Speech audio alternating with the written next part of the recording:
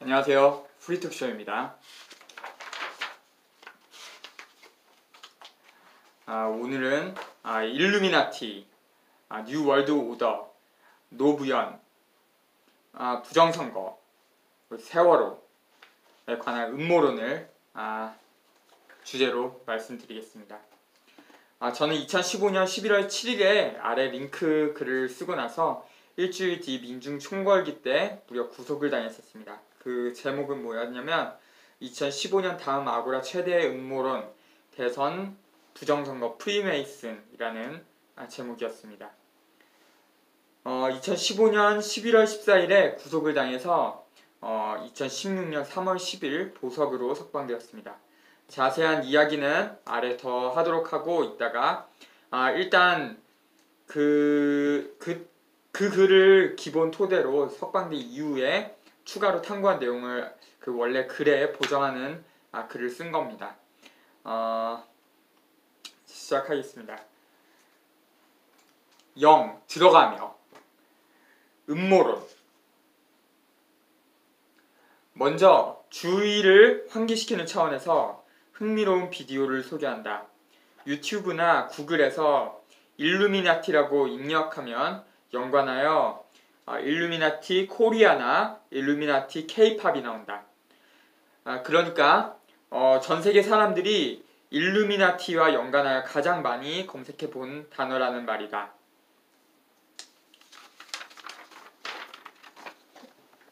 이 싸이가 이 웸블리가 아니라 그 미국 다저스 스타디움인가 가서 그 퍼포먼스를 한 건데요. 여기서 이러는 걸 많이 합니다. 이런 한 번 하는 거면 뭐 그냥 우연히 한 걸 수도 있는데 이런 막 이 행동을 많이 막 하고 막 그러는 동영상이 있습니다. 그 싸이 다저스 스타디움 그렇게 검색해서 보시면 이 동영상을 볼 수 있을 겁니다. 그리고 대한민국의 가수 그 케이팝 아티스트들이 악마를 상징하는 퍼포먼스를 한다. 이것에는 어떤 코드가 있다. 우연의 일치일 확률은 1%도 안 되고 우연이 아닐 확률은 99% 이상이다. 이것을 단순히 표현의 자유, 장난으로 위약의 스타일을 표현한 것이라고 하기에는 그 악영향이 너무나 크다. 팬이라고 하는 대중들에게 무의식적으로 이런 상징들을 각인시키는 효과가 있기 때문이다. 케이팝뿐 아니라 대한민국에서 일어나는 현상들에서도 이러한 일루미나티 또는 프리메이슨 코드가 발견된다는 이야기를 하고 싶다. 그 YG, SM 가수들이 가장 많습니다. 이렇게 하는 게. 음모론은 흥미롭기도 하지만 음모론을 말하는 사람은 이상하다고 비하당하기가 쉽다. 특히 보수적인 문화의 한국 사회에서는 더 그렇다. 또 음모론이라는 말 그대로 어두운 이미지이기 때문에 그것에 주파수를 맞춰 생각하고 이야기하다 보면 어둡게 느껴질 수도 있다. 이런 것을 다 감수하더라도 논리와 사례, 증거를 가지고 이야기해보고자 한다. 그런데 지난 대선 때 정보기관, 군, 국정원, 경찰이 선거 조작 행위를 했다는 것도 처음에는 음모론으로 시작되었지만 지금은 음모 그 자체인 것으로 너도 나도 다 알고 있는 사실이 되었다. 결국 음모론도 사실이라면 그렇게 자연적인 시간이나 인위적인 노력으로 사실로 드러나게 되는 것이다. 특히 박근혜 정권 들어서서는 마치 부정선거를 집권한 정권인 것처럼 여러가지 비상식적이고 엄청난 일들이 횡행해서 음모론이 자라나기 적합한 토양이 되었다. 몇 가지 사례를 들어보자. 1. 국가기관들, 정보기관의 선거 개입. 이명박은 역주행, 박근혜는 무면허 운전이라는 비유가 있다. 그 박근혜는 무면허 운전, 이게 무슨 말인가? 앞서 말했다시피 이것은 처음에는 음모론으로 시작해서 지금은 너도 나도 다 아는 사실이다. 만약이 아니라 한국의 선거법, 공직선거법 제60조, 제85조, 제86조 등 위반한 부정선거이기도 하다. 만약에 미 합중국에서 CIA나 FBI에서 이렇게 선거에 개입한 것이 드러났다면 그 정권이 퇴진 안 할 수가 있나? 러시아에서도 1991년 정보기관이 쿠데타를 일으켰지만 전 국민적인 반발로 정권의 권위가 추락해 소련이 해체되는 일로 이어졌다. 한국은 3년 넘게 철판을 까고 집권하고 있다. 물론 그렇기 때문에 정권 차원의 여러 가지 비상식적인 만행으로 이어진다. 그렇기 때문에 더더욱 퇴진해야만 하는 것이다. 박근혜는 부정으로 당선된 대통령이기 때문에 어떤 세력의 꼭두각시이고 살아있는 송장이나 다름없다. 이런 믿을 수 없는 부정선거가 사실일까? 역사 교과서 국정화 소동의 선봉장격인 황우여가 전 교육부 장관 겸 사회부총리는 새누리당 원내대표 시절 대선이 부정선거라도 영원히 덮고 가야 한다는 말을 했다. 이 말은 사실상 대선 부정선거를 시인한 말이다. 부정선거가 아니었다면 왜 이런 쓸데없는 말을 했겠는가? 황우여는 부정선거를 시인했다는 말은 정말 엄청난 말인데 이렇게 얼마든지 떠들어도 하등의 문제가 없다. 사실이기 때문이다. 또 그렇다면 황우여의 말대로 부정선거라도 영원히 덮고 가야 한다는 이치와 도리에 맞는 말인가? 외국에서 이런 말을 했다면 영원히 매장당했을 것이다. 한국에서는 이런 사람이 교육부 장관 겸 사회부총리로 국정화를 추진하고 있는 상황이다. 외국에서 보면 정말 비상식적이라고 할 수 있겠다. 2. 윤정훈 목사의 새누리당 유사 선거사무소 일명 시발단. 윤정훈 목사의 시발단은 발각되어서 징역 10월, 집행유예 2년형이 확정되었다. 이것은 공직선거법 제89조 유사기관 설치금지 위반, 새누리당의 유사 선거사무소 대선 부정선거다.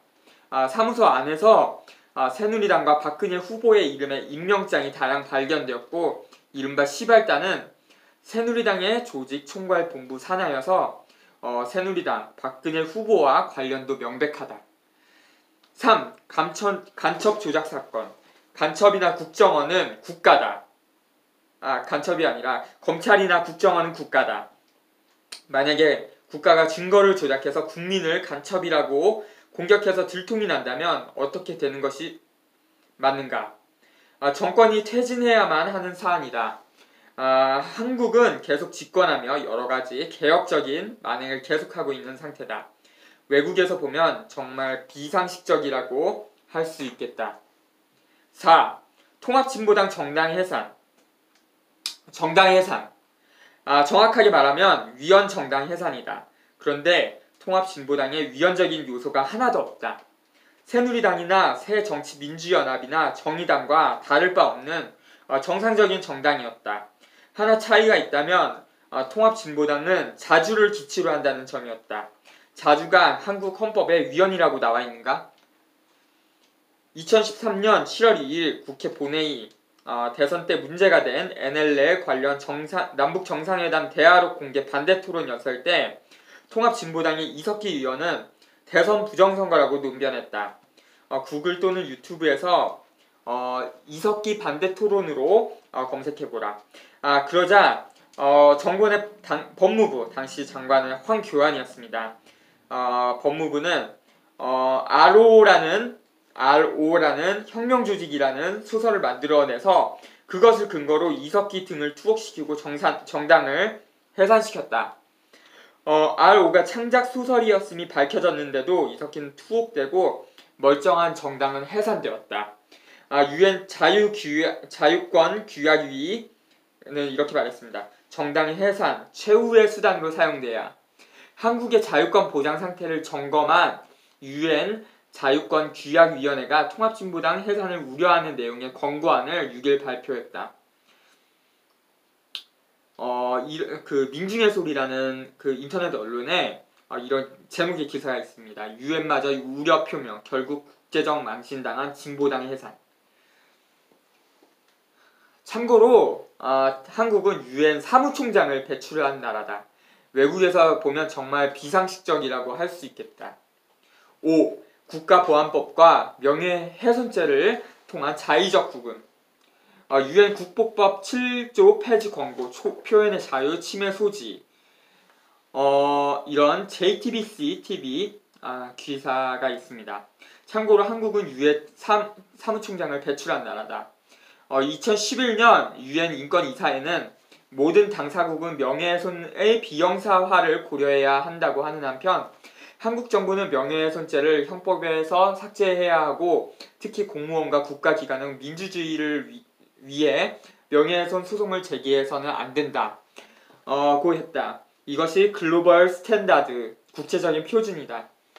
박근혜 정권 공안검사 출신 황교안 국무총리가 법무부 장관 시절 제18대 대선 부정선거 백서의 저자 이인을 명예훼손죄로 구속시킨 바 있다. 참고로 이들이 제기한 선거 무효 소송은 법으로 6개월 이내에 처리해야 함에도 불구하고 한국의 법원은 3년이 넘게 지난 아직까지 심리하지 않고 있다. 외국에서 보면 정말 비상식적이라고 할 수 있겠다. 6. 역사 교과서 국정화. 유엔 사무총장을 배출한 한국에서 역사 교과서 국정화라니 외국에서 보면 정말 비상식적이라 할 수 있겠다. 정권은 분명히 글로벌 스탠다드에 맞지 않는다는 것도 스스로 알 텐데 이런 비상식적인 행동을 하는 데에는 분명히 저희가 있을 것이다. 이런 비상식적인 일들이 왜 계속해서 일어나고 있는가? 1. 상징 1. 프리메이슨, 노무현 대통령 묘지. 구글에서 노무현 무덤으로 검색하면 연관 검색어로 노무현 무덤 프리메이슨이 나온다. 프리메이슨이라기보다 일루미나티네요. 이 노무현 그 묘지에 조경을 찍은 사진입니다. 촬영한 사진입니다. 이걸 보면 함께 보여드리는 게 낫겠네요. 이 그림이랑 비슷하지 않나요? 왠지 느낌이 비슷하지 않나요? 예, 그 왼쪽에 있는 왼쪽에 있는 그림은 그 미국의 1달러에 있는 그 그림입니다. 우리가 알고 있는 피라미드죠. 피라미드의 전시안이라고 하는 꼭대기에 그게 보입니다. 참고로 얘기하면 미국의 화폐를 발행하는 미 연방준비은행 FRB는 사적 기관이라고 합니다. 국가 소유가 아니라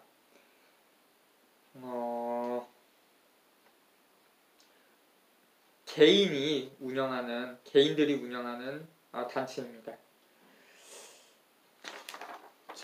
또 이거는 그 어떤 분이 분석을 한 건데요. 연합뉴스에서 찍은 사진을 가지고 분석한 그림인데요. 노무현 무덤에 그 조각들을 하나하나 세보면 33이 나온다고 합니다. 33은 프리메이스 33도랑 같습니다. 경남 김해시 봉하마을에는 이렇게 노무현 대통령 묘지가 조성되어 있다. 바닥이 모두 돌로 만들어져 있어서 거대한 돌묘지이고 마치 메이슨은 영어로 석공입니다. 마치 메이슨이 만든 듯하다. 노무현 대통령의 묘는 시뻘건 철판으로 덮여있고 묘 후방에는 시뻘건 철판으로 병풍을 쳐놨다. 노무현 대통령에 가까운 유족 중 한 분에게 유족의 뜻대로 저렇게 만든 것인가 하고 물었는데 노무현 대통령은 대통령이었기 때문에 저것들이 저렇게 만들어 놓고 갔다. 저것들은 정부에서 저렇게 만들어 놓고 갔다고 대답을 했습니다. 이 묘지는 99.9% 프리메이슨의 상징이다. 노무현 대통령의 묘지를 역겨운 우상의 형상으로 만든 것이다. 이 묘지를 만든 승효상 씨를 인터뷰해서 당신은 프리메이슨인가 하고 단도직입적으로 물어보고 그렇다고 대답하거나 대답을 피할 경우 묘지를 정상적으로 다시 만들어야 한다고 생각한다. 이 묘지는 우리나라의 풍수에는 전혀 맞지 않는다. 무덤을 바위돌과 실버건 철판으로 누르고 있는 형국도 상식에 맞지 않는다. 노무현 대통령은 미국의 케네디 대통령처럼 사이다 같은 말씀을 많이 했는데 두 사람의 운명이 비슷한 것 같다.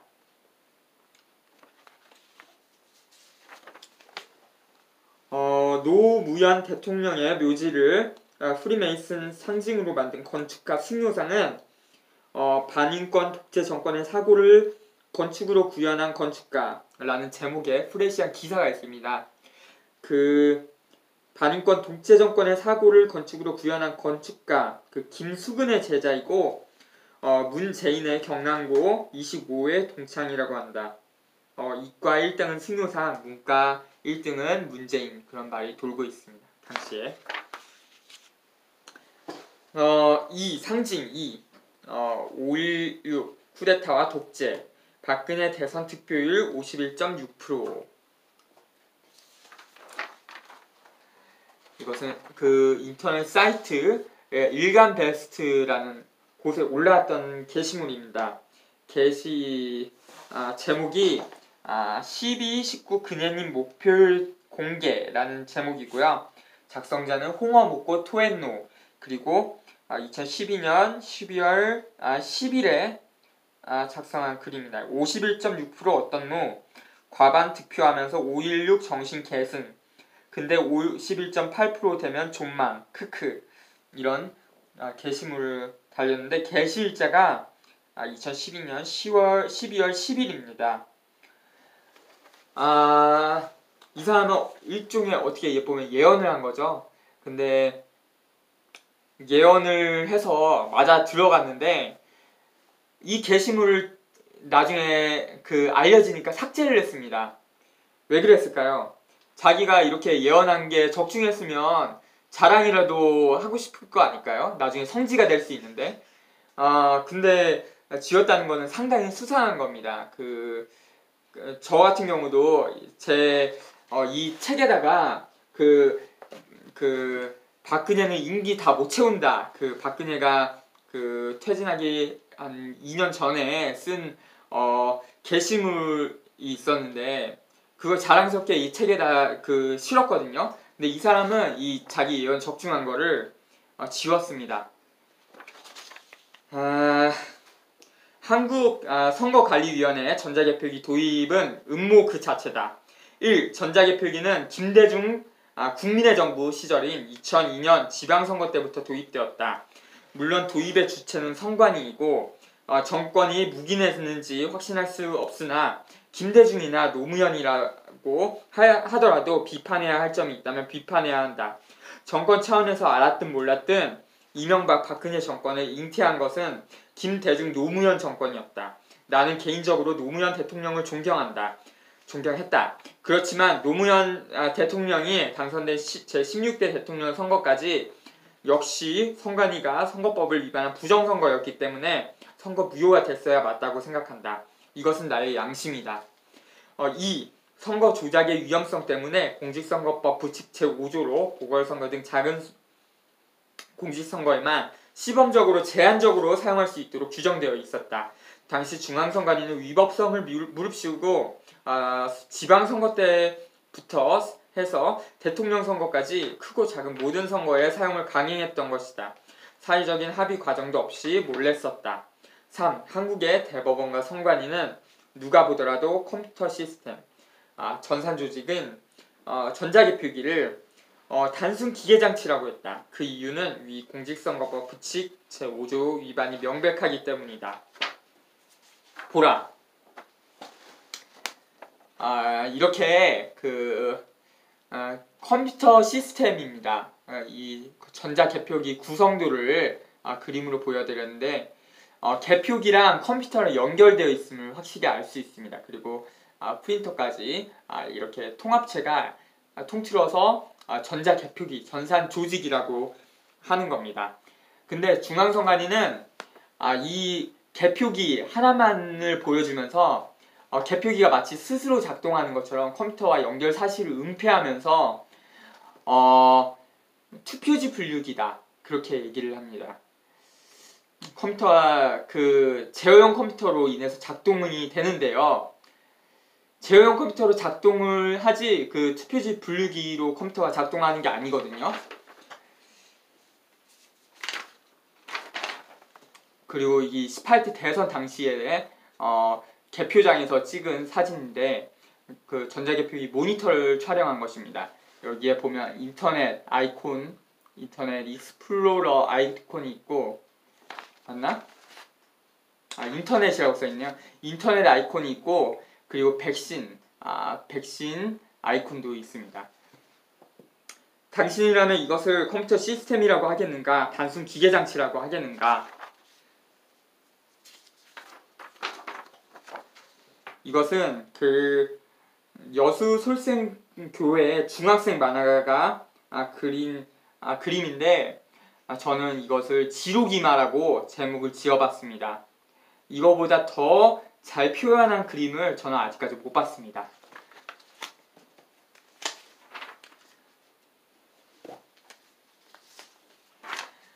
아까 말했다시피 개표기 하나만 딱 보여주죠? 그 한국 선관위는 투표지 분류기는 전자개표기가 아닙니다 하고 허위 광고를 냈다. 여기 그림을 보면 컴퓨터와 연결되어 있다는 점은 은폐되어 있다. 선관위는 전산조직의 사용 근거를 공직선거법 제278조로 들었는데 공직선거법 제278조 제4항에는 사용 사실을 홍보해야 한다고 되어 있다. 한국 선관위는 오히려 전산조직 사용 사실을 은폐했다. 4. 전자개표기 도입 당시 공직선거법 제178조 제4항을 개정했다. 공직선거법 제178조 개표의 진행 제3항 누구든지 제2항의 규정에 의한 후보자별 득표수의 공표 전에는 이를 보도할 수 없다. 제정 1994년 3월 16일 법률 제4739호 이것을 3항 누구든지 제2항의 규정에 의한 후보자별 득표수의 공표 전에는 이를 보도할 수 없다. 여기까지는 똑같고 다만 선관위가 제공하는 개표상황 자료를 보도하는 경우에는 그러하지 아니하다. 개정 2002년 3월 7일 현재는 제4항입니다. 2002년 3월 7일은 2002년 6월 지방선거를 앞둔 시점인데 2002년 지방선거 전자개표기를 도입했습니다. 그때 처음으로 전자개표기를 도입한 날인데 이거에 그 전 단계로 법을 이렇게 개정합니다. 왜 이런 식으로 법을 개정했느냐? 그 전자개표기의 그 실시간 전송 기능 때문입니다. 이 법조항 자체가 전자개표기를 쓰고 있다는 증거이다. 개표 상한표는 위원장의 공표로 그 공문서의 효력, 즉 개표 결과가 확정이 되는 것이다. 그런데 위원장이 개표 결과가 확정되지도 않았는데 보도를 한다? 이것은 마치 시험 때 선생님이 채점하기 전에 점수가 발표되는 것처럼 말이 안 되는 것이다. 다큐 감독 권해명의 통계에 따르면 18대 대선 때는 개표 결과 공표 전에 개표 결과가 방송된 경우가 무려 873건, 873 투표구에 이른다. 심하게는 개표 결과를 공표 몇 시간 전에 송출된 경우도 많이 있는데 개표하기도 전에 결과가 나갔다는 말이고 말이 안 된다. 개표 결과를 미리 만들어 놓았나? 5. 전자개표기의 가장 심각한 점은 개표 상한표에 숫자가 찍혀 나오고 개표 참관인은 그 숫자가 실제 숫자인지 컴퓨터 조작 숫자인지 감시할 방법이 없다는 것이다. 아래 표는 김어준의 팝파일스에서 정리한 것이다.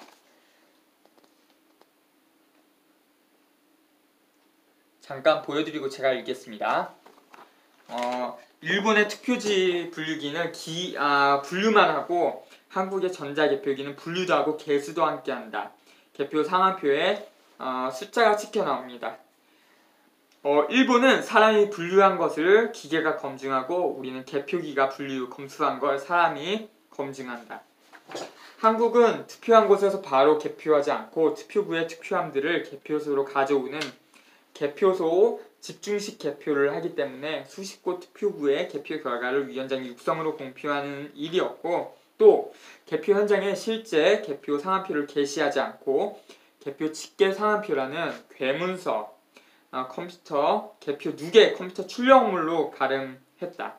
그렇기 때문에 만약 권력자가 전자개표를 통해 부정선거하겠다고 마음만 먹었다면 현장의 개표 참관인은 개표 감시할 방법이 없고, 심하게 말하면 눈뜬 봉사와 같다.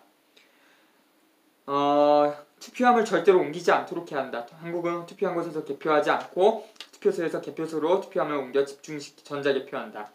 그러면서 투표지에 1년 번호도 없다. 얼마든지 바꿔치기 할 수 있는 허점을 바꾸지 않는 건 허점을 이용하겠다는 걸로 봐야 한다. 2012년 총선부터 2016년 총선까지, 그 전까지 그 모든 선거에서 새누리당이 다 이겼다. 북한, 조선도 선거하면 노동당이 다 이긴다. 2012년 총선과 2014년 지방선거 때 통합진보당은 선거 결과 제3당의 성적이었다. 2016년 총선은 통합진보당 강제해산이라는 정치적 액션 때문에 노동자 계급 정당 후보는 괴멸된 수준이었다. 결과적으로 부르주아 정당 후보들이 300석 중 99%를 차지했고, 안철수의 국민의당이 제3당을 차지했다. 2012년 12월 19일 제18대 대선날 오후 3시 출구조사에서 문재인 후보가 앞서고 있다고 할 때 이런 음모가 펼쳐지고 있었다. 비상입니다. 지역구마다 연령별, 성별 파악하시고 준비해둔 버스 가동 바랍니다. 컴퓨터 선거 테러는 세월호 테러로 이어졌고, 진보당 테러로 또 이어졌습니다. 세월호가 의도된 학살이라면 테러를 저지른 자들이 테러 방지법이라고를 만든 것 아닌가. 3. 상징 3. 4.16 미스터리 갤러리라는 곳이 있습니다. 미스터리 갤러리에 제가 읽어보겠습니다. 잠깐 비춰드렸죠. 제목 2014년 4월 16일 전라남도 앞바다 조심해. 이응 시읒 이응.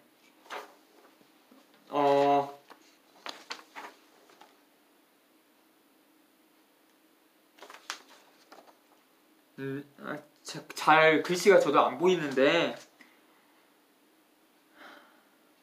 그냥 그 보이는 대로 읽어보겠습니다. 내가 성령 영재 받아서 아는데 2014년 4월 16일 어선 침몰 사고 해서 많이 죽을 거야. 유 시옷 유. 이제 한 달 정도밖에 안 남았어. 유 시옷 유. 그때까지 조심스럽게 달리자. 유. 글쓴이 쭈비. 2014년 3월 15일에 쓴 게시물이네요. 위에서 아까 2012년 12월 10일에 51.6% 득표를 예언한 일베의 홍어 먹고 토했노처럼 우리나라에는 또라이도 많지만 용한 예언자도 참 많은 것 같다. 하긴 그 정부가 정부인지 그림자 정부인지 헷갈릴 때가 많았다. 세월호 참사는 그림자 정부가 아니라면 있을 수 없는 일이다. 나도 예언 하나 해볼까? 박근혜는 임기 다 못 채운다.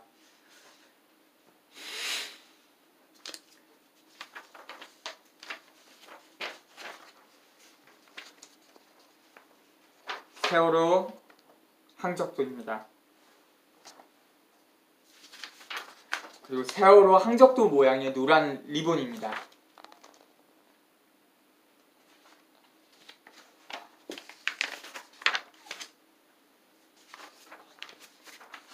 그리고 이거는 그 추신으로 2018년 올해 평창 동계올림픽 끝난 직후에 하늘 캠트레일 모양을 세월호 그 리본 모양으로 한 겁니다. 그 진짜 어이가 없고 기가 찹니다.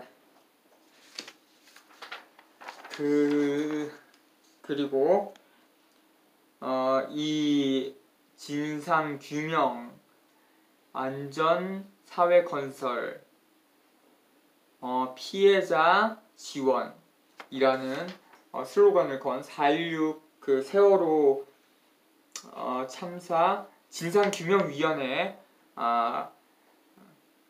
인데요. 그에서 찍은 사진인데 이 사진에서 뭔가가 특이한 게 있습니다. 이게 뭐냐면 좀 확대해서 보면요.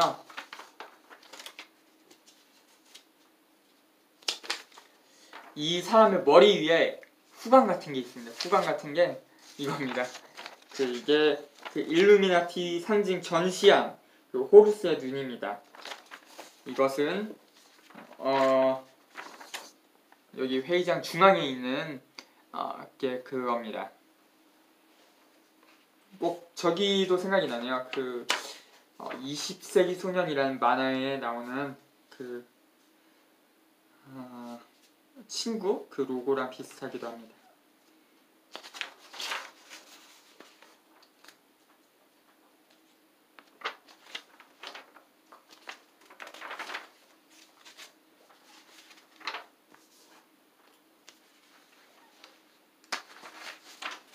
어, 18대 대선 부정선거 사건의 경우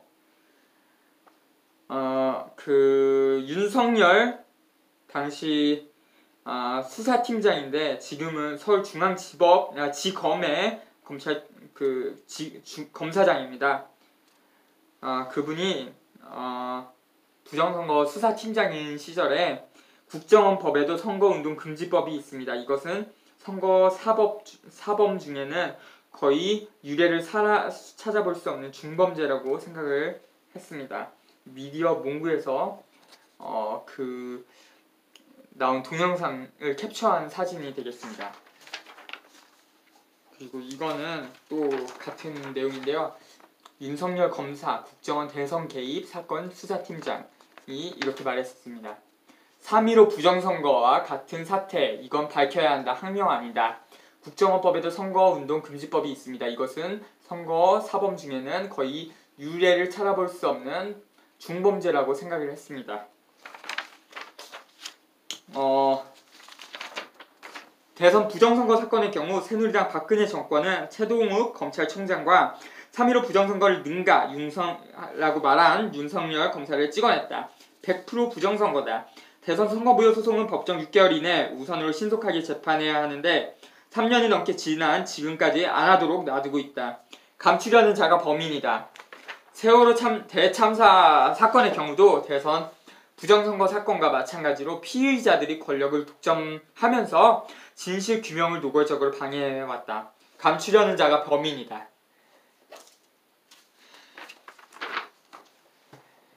이것을 박근혜가 그 똘마니들과 같이 레드카펫 위를 지나가고 있을 때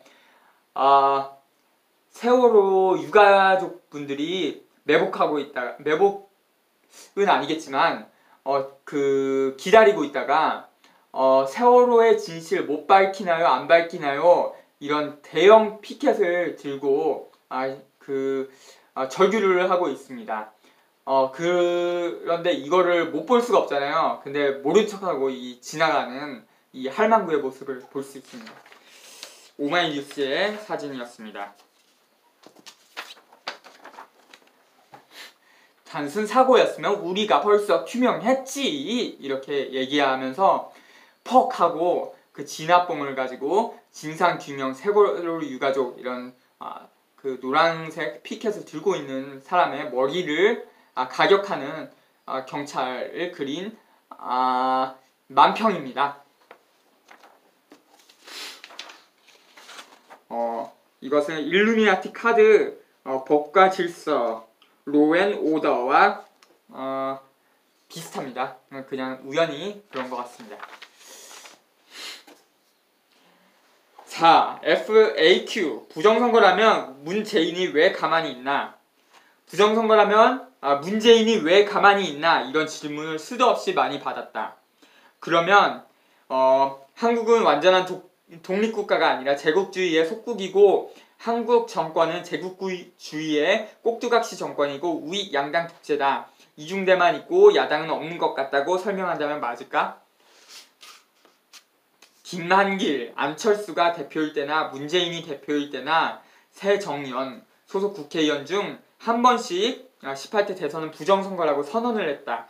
그럴 때마다 새정연은 당의 공식적 입장이 아니다고 선을 그었다. 논리나 증거를 가지고 선을 그으면 야당이라고 인정해주겠다. 이 글의 주제가 음모론이니 이번에는 음모론적인 관점에서 살펴보자. 18대 대선은 서강대 박근혜 대 경희대 문재인의 선거였다. 서강대 제스위트, 문재인은 드루킹의 말로는 제스위트였다고 합니다. 제스위트라고 합니다. 드루킹의 주장으로는 그 문재인, 김경수 제스위트라고 주장을 합니다. 이것은 세월호 사건 때 자식을 잃으신 세월호 유가족분이 페이스북에 남긴 게시물입니다.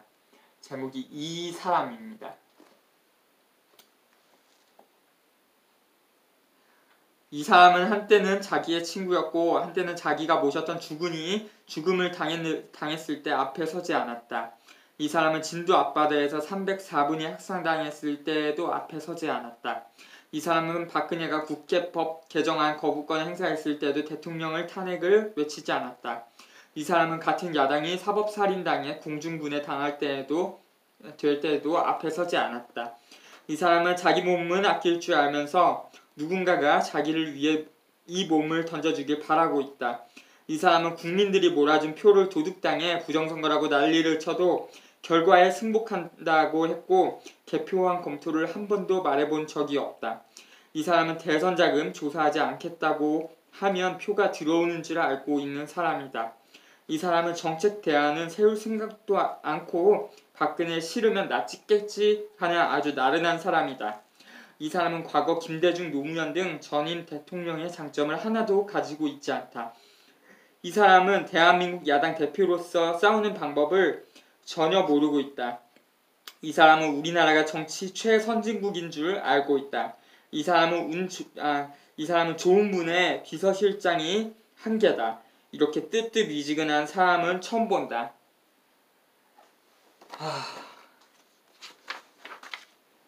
이분이 그 세월호 유가족분들 중에도 정말 똑똑한 분인 것 같습니다.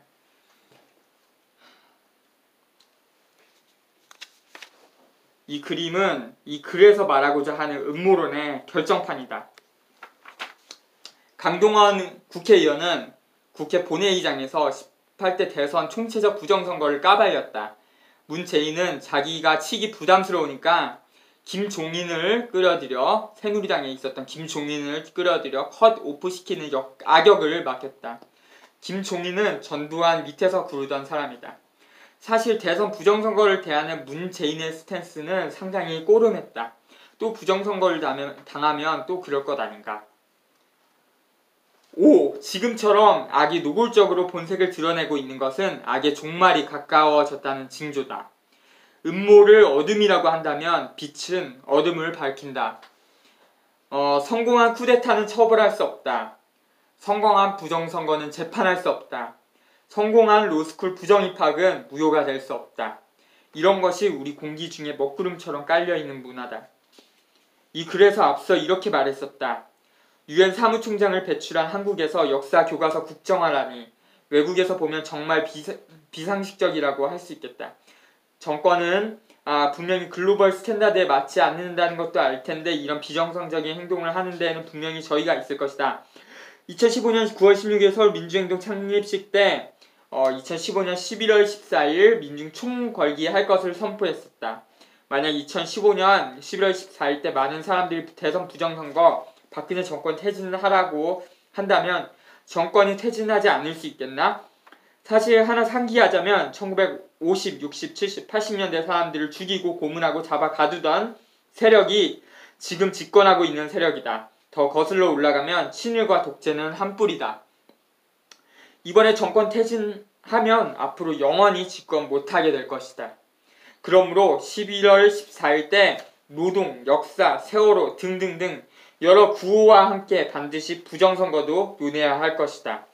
11월 14일 이후에도 0.1%도 안 되는 프리메이슨 같은 음모 세력을 철저하게 고립시켜서 헬 조선을 끝장내고 대한민국 인민이 정말로 행복한 해방 세상으로 가자. 부정선거 전 국민적인 선거 보이콧을 심각하게 고려해 봐야 한다고 제가 방송에서 한 적이 있습니다. 얼마 전에 했습니다. 참고해 보시고요. 아까 11월 14일 민중총궐기 때 그리고 2016년에도 민중총궐기 2차 민중총궐기가 있었습니다. 촛불 노동 역사 세월호 등등 여러 구호와 함께 부정선거도 논해야 한다고 말씀을 드렸는데 부정선거만은 논하지 못하게 하는 그런 기제가 작동을 했습니다. 분명히 그런 게 있었고 그 이유를 제가 지금 말씀을 드리면 제야라고 하잖아요. 시민사회 세력을 제야라고 한다면 제야 대통령이 밀정입니다. 2015년 11월 14일 나는 구속되어서 3월 10일 보석으로 출소했고 4월 27일 유죄 판결을 받았다. 그런데 정말로 해괴한 것은 검찰이 형법 제136조 제1항 폭행으로 공무집행방해 단 한 가지로 기소했는데 체증이라고 찍어놓은 비디오에는 폭행하는 장면이 전혀 없었다. 또 경찰이 공무집행방해로 끌고 가지도 않았다. 일반 교통방해와 집시법 위반으로 끌고 가서 공무집행방해로 처벌한 것이다. 그리고 피해자 경찰관은 폭행으로 허리 디스크에 걸려서 진단서를 제출했다고 했는데 검찰이 진단서를 증거로 제출하지 않았다. 내가 이뻐서 봐준 걸까? 아니다. 완전 조작 사건인 것이다. 진실은 다 입증해 놓았다. 백남기 선생 살인 진압 책임자는 어떤 처벌을 받았는가? 정말로 유죄인 자는 아무런 처벌도 받지 않고 무죄인 사람은 유죄로 조작해서 처벌했다. 연병할! 최근 어버이연합 엄마부대 경우회가 정경련의 지원을 받아 관제 데모를 하는 관변단체임이 드러났다. 이들에게 오더를 내리는 조직은 국정원과 청와대라고 한다. 세월호 대참사 사건에서 거론되었던 바로 그 국정원과 청와대다. 극우 세력의 추종자들은 각성하라. 그대들이 말하는 자유민주주의는 자유도 민주주의도 아니다. 노예고 독재체제다. 진정한 자유민주주의자이자 미합중국 인민의 마지막 대통령이었던 존 F. 케네디의 연설을 인용하며 이 글을 마치고자 한다. 진실을 말한 대통령이라고 번역을 김세원 씨라는 분이 했습니다. 이것을 존 F. 케네디 대통령이 한 연설입니다. 이것을 제가 발췌했습니다.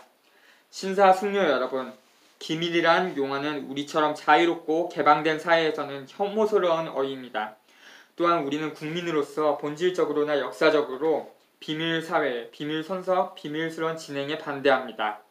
우리는 오래전 관련된 사실에 대한 극단적이고 부당한 기밀이 정당화하기 위해 인용되는 것보다 더 심각한 위험이라고 결정한 바 있습니다. 심지어 오늘날의 임의적 구속력을 사용 비밀사회의 위협에 대처하는 것은 저들을 모방하는 것이니만큼 별 가치가 없습니다. 오늘날의 우리 전통이 국가 존망과 더불어 위기에 처하지 않는 한 국가의 존망을 우려 지나친 안전망을 칠 필요는 없습니다. 게다가 또한 늘어난 안보에 대한 공식적 필요가 권력의 극한까지 확장되면 공식 검열 제재가 늘어나 은폐를 초래하여 악용될 소지와 심각한 위험이 따를 수 있습니다. 따라서 제게 주어진 권한 내에서 그런 것을 허용하지 않을 것입니다. 저의 행정부 내 어떤 공직자든지 지위 고하를 막론하고 뉴스를 검열하기 위한 구실로 오늘 밤 제 연설이 오해되지 않아야 하며 민간인이든 군인이든 언론이나 또는 대중들이 정당하게 알아야 할 사실을 제안해서는 안 됩니다. 우리는 전 세계에 치밀하게 하나로 뭉친 비정한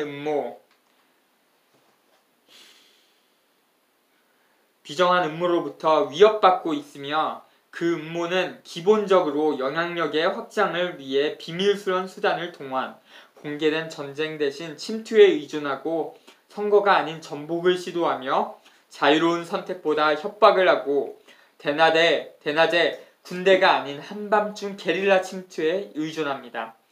거대한 규모로 물적, 인적 자원을 동원, 친밀하게 연계시켜 고도의 효과적 시스템을 구축하고 있으며 군대는 물론 외교, 정보, 경제, 과학과 정치의 모든 영역에서 통합적으로 움직이고 있습니다. 저들의 준비는 감춰진 채 공표되지 않으며 그 실책은 감춰지고 기사화되지 않으며 반대자의 입을 막고 비난합니다. 자금이 조사되거나 그 비밀이 소문으로 드러나지 않습니다. 그 어떤 대통령도 자신의 통치 계획에 대한 정밀 조사를 두려워해서는 안 되며 조사를 통해 이해를 구축하고 그 이해에서 나오는 지지와 반대는 모두 다 필요한 것입니다. 나는 언론이 정부를 지지해달라는 호소가 아니라 국민들에게 보도하고 경각심을 일깨우는 막중한 일을 잘 수행해달라는 협조를 구하고자 합니다. 제가 확신하는 바는 정확한 내용을 알 때마다 국민은 시대 정신에 헌신한다는 것이옵니다.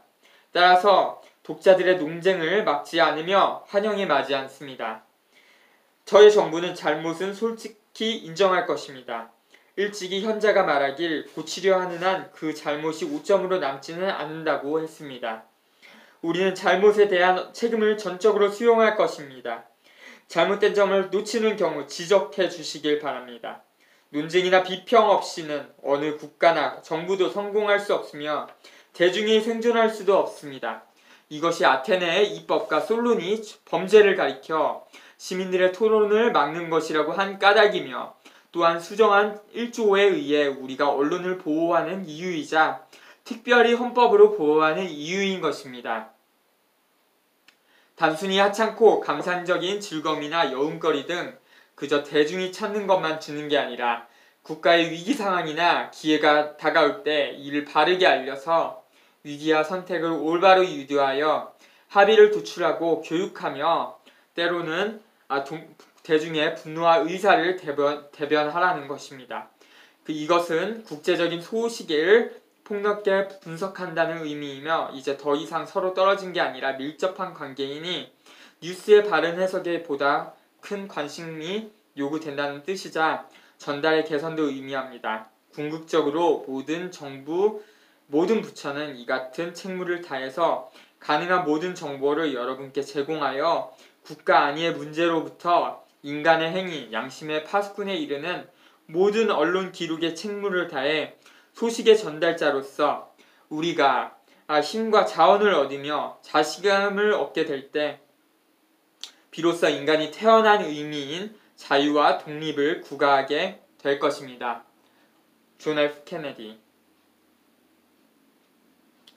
자유도 생명도 그것을 매일 싸워서 얻는 자만이 그것을 누릴 자격이 있다.